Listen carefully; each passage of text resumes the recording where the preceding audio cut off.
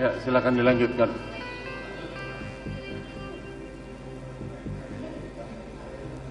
Pelan-pelan, sebelah kirinya, coba lihat.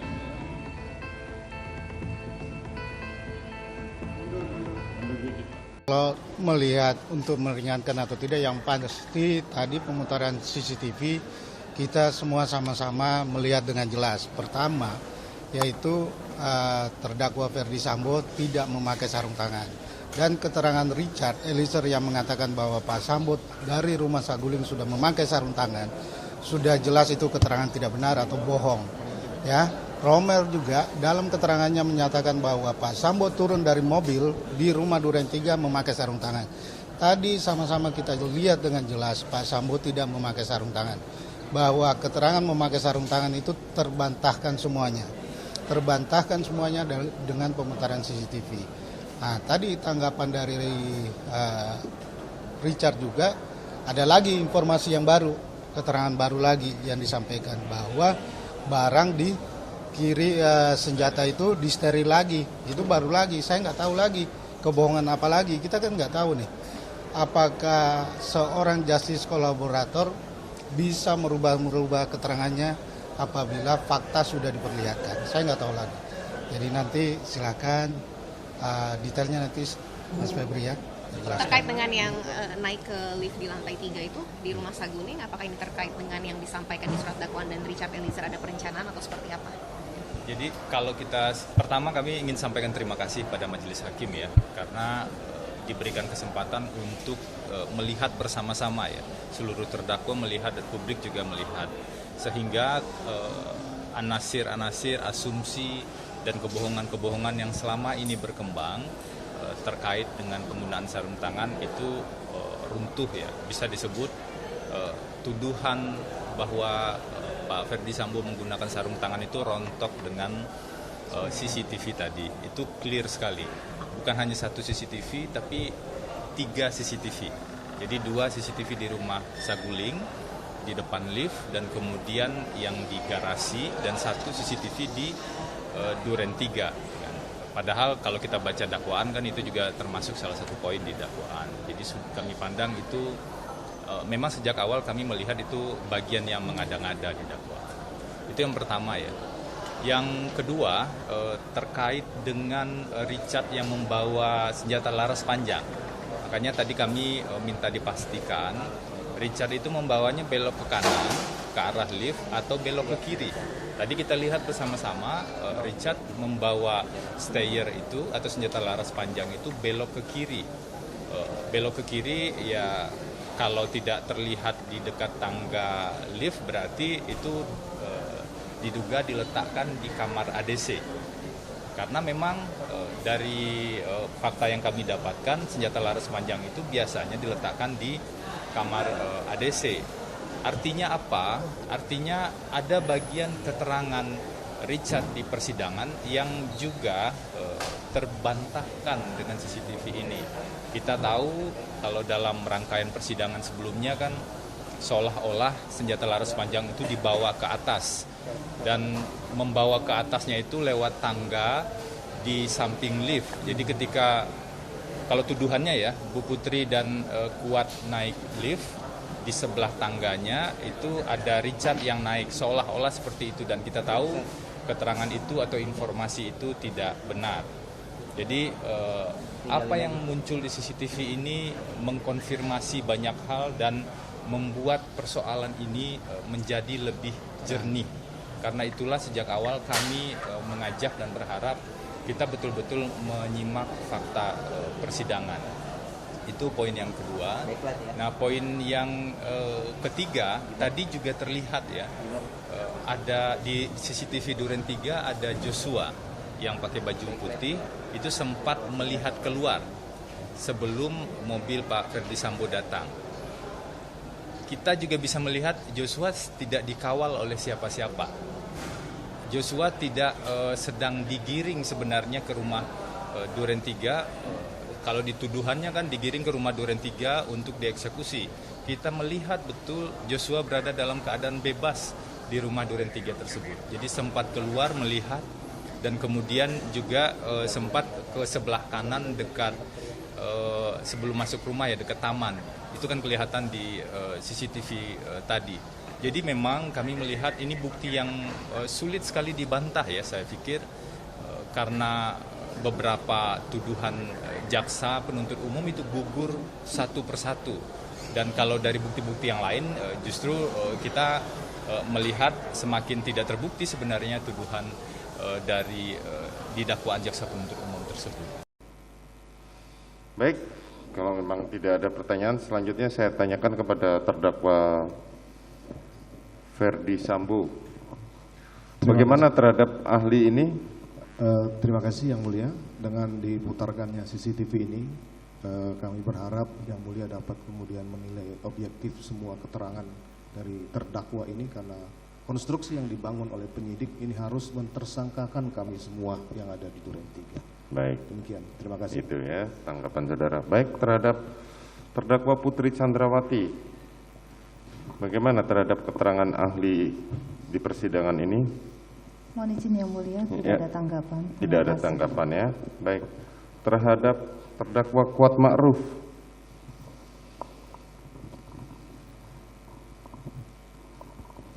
Baik Yang Mulia, saya terima kasih kepada Pak Hakim yang telah mengizinkan memutar ulang, jadi saya ketahuan kapan naiknya, kapan turunnya. baik. Terima kasih Yang Mulia. Baik, terima kasih. Terdakwa Riki, Mohon izin mulia, tidak ada tanggapan yang mulia. tidak ada tanggapan. Baik, Terima kasih. terhadap terdakwa Richard, Baik Yang Mulia. baik, tidak ada Mohon izin, tanggapan. Saya hanya izin menyampaikan untuk yang barang-barang yang tadi kelihatan di CCTV Yang Mulia, semua barang-barang kita taruh sterilkan dulu di ruang tempat ajudan itu, disempatkan disinfektan, baru dibawa naik ke lantai 3. Ya, nanti saudara Jadi akan untuk- jelaskan di Siap. keterangan saudara sendiri. Terima kasih Yang Mulia. Yang terakhir mungkin untuk CCTV kan cuma ada lantai 1 saja Yang Mulia. Ya, Karena banyak yang tercecer Yang Mulia. Terima kasih Yang Mulia. oh ya, nanti kita akan lihat ya. Terima kasih. Ini semakin membuktikan keterangan salah satu terdakwa tidak benar. Ya, nanti kita lihat lagi. Iya, iya, Lanjut, ya. itu pukul berapa? Saya menjelaskan 16.26 Yang Mulia, waktu CCTV. Ya.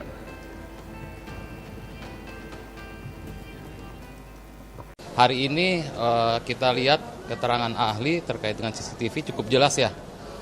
Apa yang rekaman-rekaman itu kita lihat cukup jelas. Tapi yang menarik di sini memang dari PH yang lain ya. Kalau kita lihat dari PH PC maupun PH Sambo di sini terlihat sekali mau mendiskreditkan klien kami dengan mempertanyakan masalah stayer itu yang dibawa ke lantai 2. Tapi menurut klien kami itu sudah konsisten dan jelas bahwa stayer itu dibawa lewat tangga sebelah sana. Jadi kan selalu didiskreditkan di situ, tidak ada CCTV yang merekam bahwa stayer itu dibawa ke atas. Ya, kita mau jelaskan di sini bahwa stayer itu betul dibawa ke atas. Klien kami tetap konsisten bahwa stayer itu dibawa lewat sisi lain yang tidak terlihat oleh CCTV. Kira-kira begitu sih untuk hari ini. Tadi ada sanggahan yang disampaikan dari Richard. Ada jelas tadi Richard menyampaikan sanggahan bahwa stayer itu dibawa dari sisi yang tidak terlihat oleh CCTV. Terkait mungkin kegiatan yang disampaikan atau yang tadi terlihatkan pada naik ke lantai 3 itu tetap sesuai dengan. Ya, klien kami selalu konsisten dengan keterangannya, tidak ada perubahan dan apa adanya selaku justice collaborator. Tadi di akhir juga ada mengatakan ada CCTV yang tercecer. Ya, itu mengulang sebenarnya dari apa yang dikatakan oleh majelis hakim. Majelis hakim juga sedikit menyindir bahwa CCTV yang lain itu tercecer, bahasanya tercecer. Diulang oleh Richard dalam tanggapannya bahwa betul ya itu tercecer.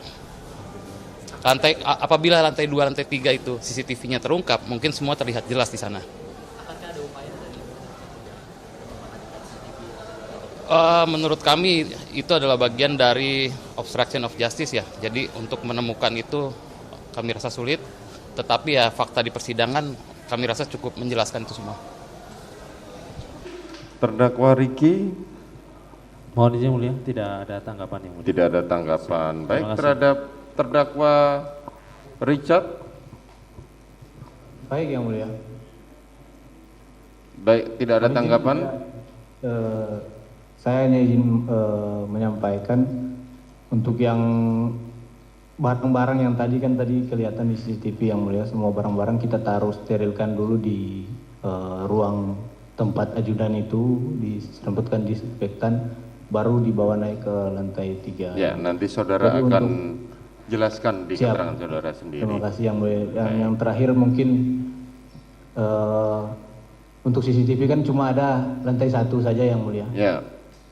Karena banyak yang tercecer yang mulia. Terima kasih yang mulia. Oh ya, nanti kita akan lihat ya.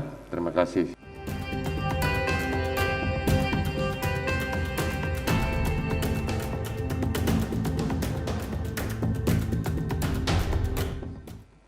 Untuk keterangan dari saksi PC, ada beberapa hal yang saya catat yang mulia, yang menurut saya tidak sesuai atau mungkin saudara PC sendiri yang lupa. Yang mulia. Yang pertama tentang yang pada bulan Juni itu, yang mulia, yang pada saat itu saya diajak oleh Ibu PC sendiri, dan di mobil yang satunya ada Bang Matius serta almarhum Joshua, juga serta anaknya beliau, Mbak Datia. Itu kami ke arah Jalan Kemang yang mulia. Putar Jalan Kemang sampai akhirnya kita balik lagi ke arah Jalan Bangka, ke rumah Bangka tepatnya yang mulia. Dan di sana datang Ko Elben, datang juga Pak Efes, baru untuk ajudan yang disuruh standby di dalam rumah itu cuma 2 orang yang mulia, yaitu almarhum sama Matius yang mulia. Lain daripada itu baik ajudan maupun ART kami disuruh untuk menunggu di pagar di luar, ada yang di samping. Dan karena pada saat itu saya yang ada di luar, jadi saya yang melihat sendiri untuk perempuan yang keluar dari dalam rumah yang mulia, menangis. Itu yang pertama. Siap. Kedua? Baik, yang kedua yang mulia, pada saat tanggal 8 yang mulia, pada saat sepanjang perjalanan dari Magelang sampai di Jakarta tadi Ibu PC menjelaskan bahwa Ibu PC ini tidur yang mulia, tidur terus itu sampai di Jakarta yang mulia. Bahkan tidak ada percakapan antara saya dan Ibu PC. Padahal sebenarnya saya ada percakapan dengan Ibu PC menanyakan tentang PCR yang mulia. Saya pada saat itu Sadam selaku ajudan yang standby di kediaman Bangka. Karena protapnya ketika dari luar kota ini harus balik ke Jalan Bangka dulu untuk isolasi dan PCR. Jadi Sadam ini yang chatting ke saya, minta petunjuk untuk PCR mau dipesankan jam berapa yang mulia. Jadi ketika Sadam chatting ke saya langsung menanyakan ke Ibu pada saat itu. Saya bilang ya udah Bang, pesan aja PCR-nya. Saya langsung menanyakan, mohon petunjuk Ibu untuk PCR dilaksanakan di mana. Yang ketiga? Terus yang ketiga yang mulia, Ibu PC membantah dan mengatakan lupa pada saat beliau mengajak saya untuk menyimpan senjata ke kamar di lantai 3 yang mulia. Dan tadi sudah ditanyakan juga dari Bapak Jaksa Penuntut Umum, bagaimana saya bisa mengetahui letak lemari di situ yang mulia. Lalu yang keempat, Ibu PC tadi bilang tidak tahu pada saat saya mengobrol dengan Bapak Efes di lantai 3. Padahal kenyataannya Bapak Efes dan saya ngobrol, dan pada saat Bapak Efes menjelaskan tentang skenario serta menyuruh saya untuk menembak Joshua dan membunuh Joshua pada waktu itu, Ibu PC itu ada di situ. Juga pada saat saya mengisi peluru, menambah amunisi, Ibu PC juga ada di situ yang mulia. Makanya kalau seandainya CCTV lantai 2 dan lantai 3 rumah Saguling serta Jalan Bangka itu ada, mungkin semua akan lebih terang dan ibu mungkin tidak akan berani berbohong di depan pengadilan begini. Lalu yang selanjutnya yang mulia, Ibu PC bilang di Duren 3 itu Ibu PC menutup pintu. Padahal setelah kejadian itu, dan jelas juga ada dari beberapa saksi juga mengatakan, baik dari Romer, Om Kuat juga mengatakan bahwa pintu itu terbuka setengah yang mulia. Dan saya juga melihat memang pintu kamar Ibu PC ini terbuka setengah. Ya. Lalu yang terakhir yang mulia, Ibu PC mengatakan tidak tahu tentang pemberian uang dan HP yang mulia. Padahal tadi sudah ada yang nanti kami akan hadirkan besok yang mulia. Besok akan dihadirkan.